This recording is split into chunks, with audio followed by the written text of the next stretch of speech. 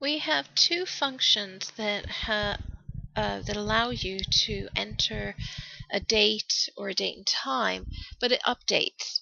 Now this is particularly useful when creating calculations that you want to update, but that are date based and reflect today's date or something close to today's date.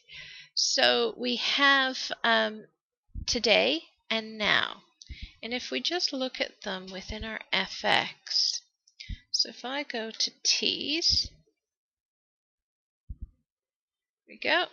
There are no arguments, and it returns the current date formatted as a date.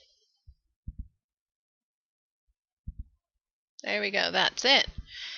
There were no arguments, so that's why it came up with that little box. I'll do that again for now.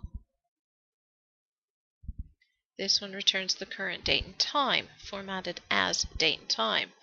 This basically has no arguments, that's why I have a small little window here. Click on OK.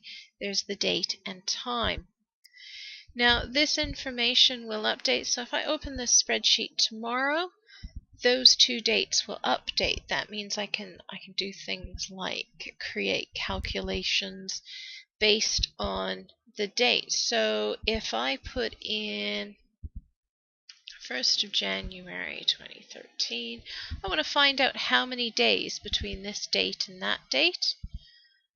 All I have to do is equals, start with the bigger date, subtracted by the smaller date, and it tells me there are 87 days between those two dates. So you can do calculations such as how many dates since an invoice date, how many dates since an order date, how many days since any date since your birthday.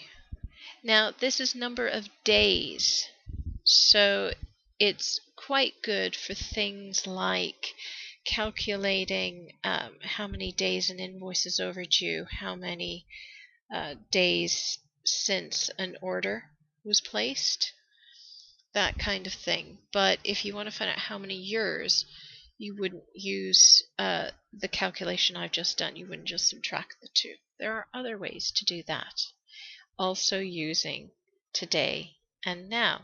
And you can type them in. If I go equals today, just have to open, close bracket, there we go, equals now, open and close bracket, and that's it.